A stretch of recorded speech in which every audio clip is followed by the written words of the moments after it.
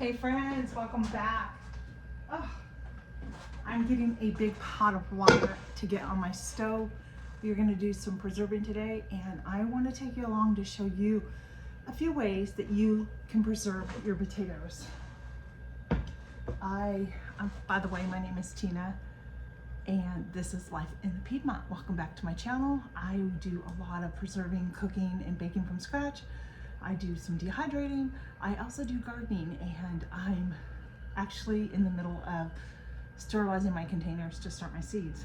But I'm gonna bring you down and show you what we have to work with.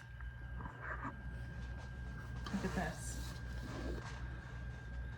I've got all these potatoes that are sprouting, which is not a bad thing. They're still good.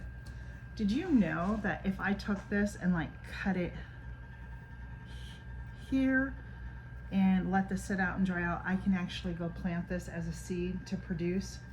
All these are turning green. These become seeds, so they're not bad. So if you ever have potatoes sprouting in your home, don't get rid of them. My suggestion to you is to maybe cut them and then let them dry out just a little bit. Make sure these eyes, you have at least 2 of them on each part of the potato when you cut it, and let them dry for about 3 or 4 days, and then they become your potato seed. So I am going to get these washed up, and I'm going to get these peeled, and I will bring you back as we work on that process. When you're cleaning potatoes, you might want to grab a nice brush and scrape them like this when you're cleaning them and washing them under the water to get all the dirt off. All right, so I have my bowl. I got my potatoes washed, and now my knife. I am using a rata knife. This, as you can see, this knife is a nice paring knife. It has a nice curve. It really gets in there. I can link my link below in the description box, so if you want to go order one, you can go order one. I do get a small commission off of this, but I highly recommend this knife. It's one of my favorite knives that I use from Rata. So now I am really gonna just trim off the bad parts and peel the potatoes, and we're gonna put them in our pot of hot water. What you want to do is you're gonna want to bring them up to a boil until the potatoes get softened. We're gonna boil them until they're softened, till like they're fork tender.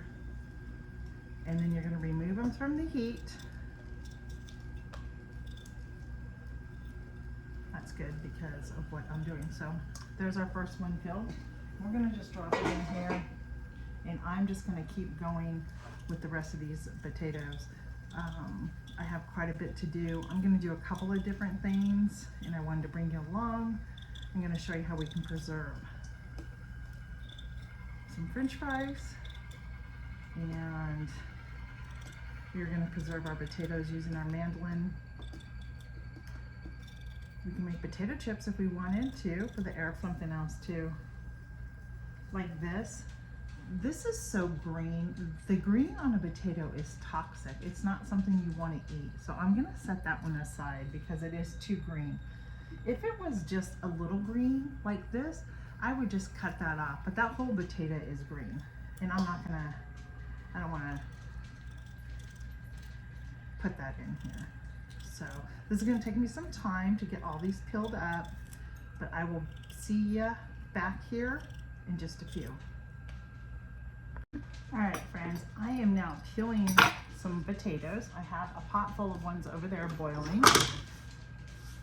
These potatoes that I'm gonna do are gonna be turned into French fries, and they need to be blanched. So the first thing I am doing is, of course, peeling my potato with my peeler. I'm also have my paring knife out to get any stubborn spots out.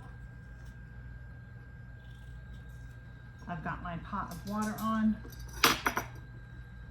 and I've got a French fry cutter. I got this off Amazon. It was a couple of bucks. It wasn't that expensive. And we are just going to, let me bring you down.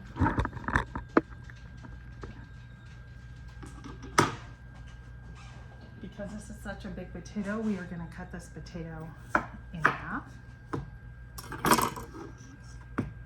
And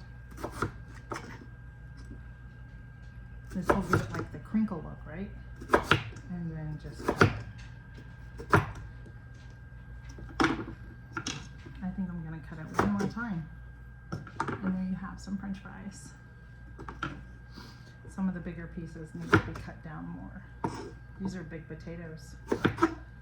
So yeah, so we are gonna make some French fries, and I will have them in my freezer.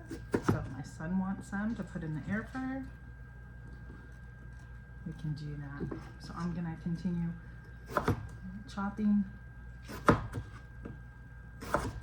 making French fries. It's fun, it's different. So we have two different types of way I'm preserving potatoes today.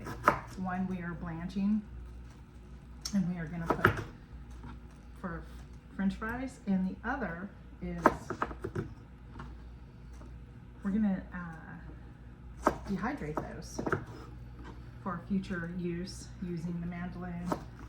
We'll slice those down really paper thin and put them into the dehydrator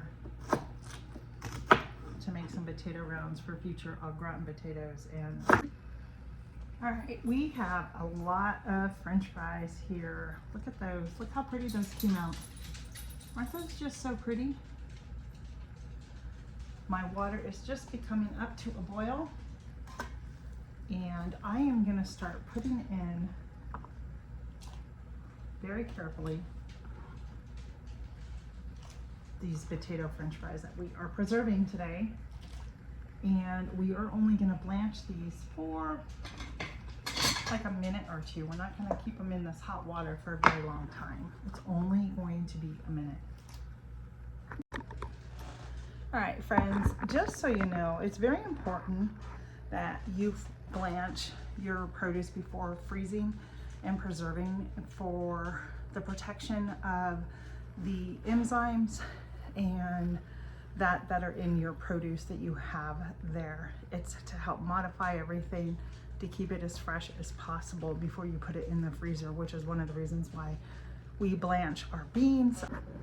It's been a minute, they are boiling. We are gonna get them out and put them into our ice bath that I have right there. If you don't have one of these, don't worry about it. Just use a big slotted spoon if you have one. And this is gonna stop the cooking.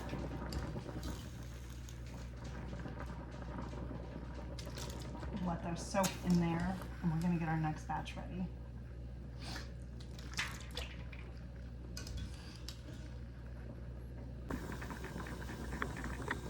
Okay, so my last batch is done, and I have my water with ice. I will add more ice to it. These have been blanched for a minute.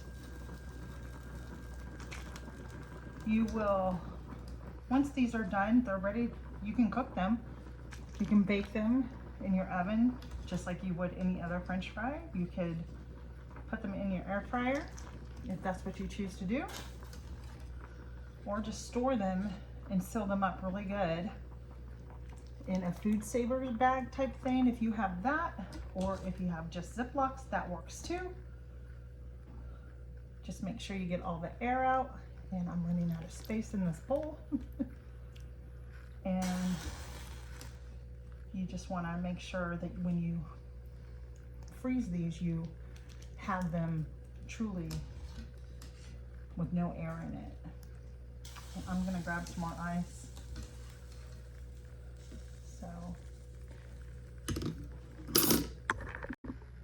All right, friends, so the other ones that are dehydrated will come out like this. I have them sealed in a airtight container. 4 jars has a thing you can put on the top that sucks all the air out. There's other ones too, but that's one that I have and that I use. And then you would just follow a recipe for au gratin potatoes or scallop potatoes. So those are 2 methods for you to preserve your potatoes. And I hope that you enjoyed this video. I hope you learned something from it. And I appreciate you being back in the kitchen with me today. I'm gonna finish up preserving and getting these put in the freezer. So everybody, thanks for joining me in the kitchen. Have a blessed day. We'll see you on the next video. Bye, everybody.